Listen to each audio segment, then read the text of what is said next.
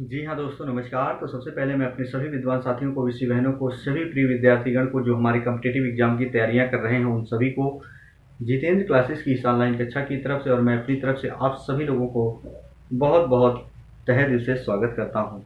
विद्यार्थीगण, आइए आज हम हिंदी ग्रामर का जो हमारा समास बिंदु चल रहा होगा, जैसे कि जानते होंगे आज समास की अंतिम कक्षा होगी विद्यार्थीगण।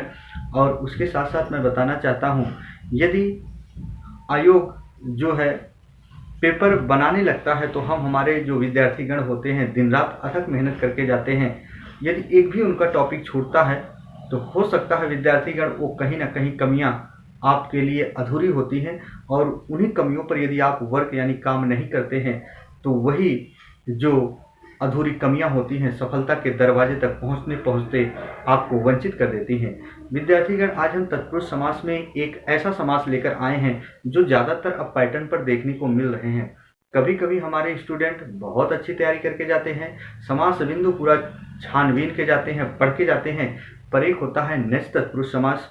वहाँ से यदि प्रश्न आते हैं तो कैसे आपको कंप्लीट करना है, कैसे आप चारों विकल्पों में से किसी एक विकल्प का चयन करना है।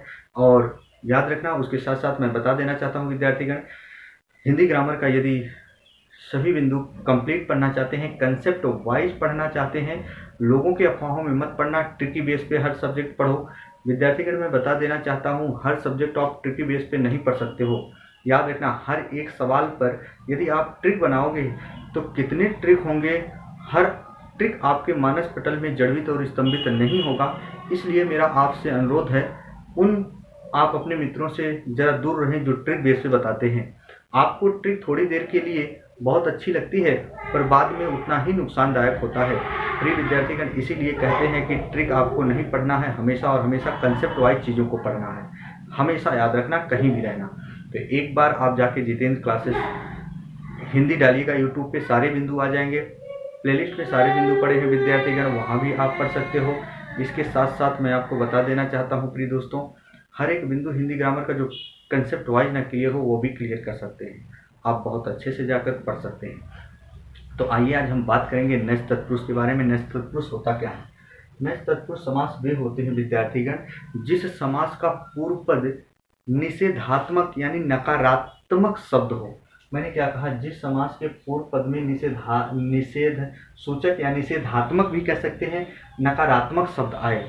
यानी सीधा सा सवाल ये है विद्यार्थीगण, जिस समास के ठीक पूर्व, जी हाँ, जिस समास के ठीक पूर्व अगर उपसर्ग आए तो याद रखना, लेकिन वो उपसर्ग आ जाए यदि ए, अन, ना, न और गैर, यदि ये उपसर्ग आ जाते हैं तो याद रखना विद्यार्थीगण, हमेशा और हमेशा कैसे आपको एग्जाम में प्रश्न आए तो ये चयन करना है, वो नेक्स्ट तत्पुरुष होते हैं। लेकिन वो कंडीशन होती है। आइए जरा हम देखते हैं। जैसे हम 4 ऑप्शन दें विद्यार्थीगण, इन्हीं 4 ऑप्शनों में से जैसे मैंने दिया अटूट, जिसे तोड़ा ना जा सके, जैसे अकाल, जिसका कोई समय ना हो, अनपढ़ यानी अभाव है, यानी पढ़े लिखे का जो अभाव हो, अनपढ़, नापसंद जिसे पसंद ना हो, गैर वाजिब यानी जो नए का अर्थ देता है, नए वाजिब, अनाथ जिसका कोई नाथ ना हो, अनभिज्ञ जो कुछ ना जानता हो, अचेतन जिसका कोई चेतन ना हो।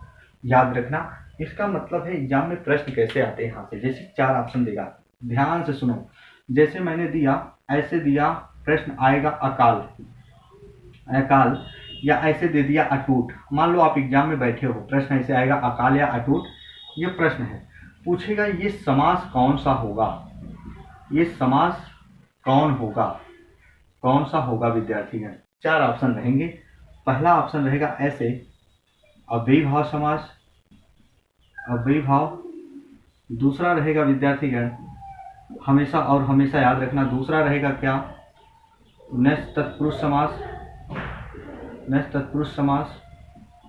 और तीसरा रहेगा ऐसे ही कर्मधारय समास। क्या रहेगा विद्यार्थीगण? कर्मधारय समास।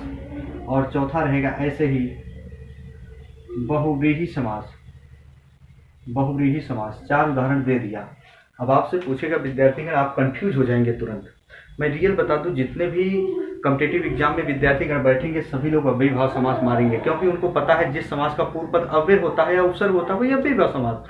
लेकिन उन विद्यार्थीगण विषय बहनों को पता नहीं होता ये कि जहाँ अगर अव्ययी भाव हो, निष्ठ तत्पुरुष हो, दोनों हो, तो सबसे पहले फर्स्ट प्रायोरिटी देखना है, ये देना है कि जिस समास का पूर्व पद अव्यय यानी उपसर्ग तो हो, लेकिन निषेधात्मक या हमेशा और हमेशा नकारात्मक यानी मना करने के अर्थ में वाले उपसर्ग यदि आते हैं तो फर्स्ट प्रायोरिटी हम देंगे निष्ठ तत्पुरुष को। बहुत ध्यान से सुना, किसको देंगे? निष्ठ तत्पुरुष को देंगे। जी हाँ, अगर ये ना हो ऑप्शन में, अब सुनो, अगर ये ना ऑप्शन में हो, यहाँ और कुछ दे दे, द्विगु समास, तो याद रखना तब हम किस विकल्प की तरफ जाएंगे? अव्ययी भाव समास की तरफ। तो विद्यार्थीगण, यही थे कंसेप्ट हमारा बताने का मतलब। जैसे आ जाए अनपढ़, नापसंद, अटूट, अकाल, नगण्य, जिसे गिना ना जा सके, वो पूछे, उसमें 4 ऑप्शन हो, अव्ययी भाव समास, तत्पुरुष दे देगा, नए तत्पुरुष दे देगा, कर्मधारय द्विगु दे देगा, तो सबसे फर्स्ट प्रायोरिटी आपको नए तत्पुरुष लगाना है। अगर नए तत्पुरुष उदाहरण में ना हो ऑप्शन में, तो आप अव्ययी भाव समास को तब क्लिक करेंगे, नहीं तो इसका खामियाजा आप सभी लोगों को भुगतना पड़ सकता है विद्यार्थीगण, क्योंकि एक एक नंबर से याद रखना ही व्यक्ति का सिलेक्शन होता है। जैसे बूंद-बूंद से घड़ा भरता है, एक एक नंबर यदि आप गलत करते चले आते हो तो याद रखना सफलता के दरवाजे आपके लिए बंद मिलते हैं और आपको पछताने के अलावा कुछ भी नहीं मिलता है। तो मेरा आपसे अनुरोध होगा, बहुत अच्छे से पढ़ें, हर कंसेप्ट वाइज पढ़ें, बिंदु को अफवाहों में ना पढ़ें। लोगों के कि ट्रिक आइए सिखाते हैं, आपको कंसेप्ट पढ़ना है, जो साफ सुथरी बातें वही कर रहा हूँ। तो विद्यार्थीगण, इसके साथ साथ यदि वीडियो अच्छी लगे तो लाइक और सब्सक्राइब और शेयर करना ना भूलें विद्यार्थीगण। तो आज तक की मेरी कक्षा यही होगी प्रिय मित्रों, तब तक के लिए मित्रों, जय हिंद, जय भारत।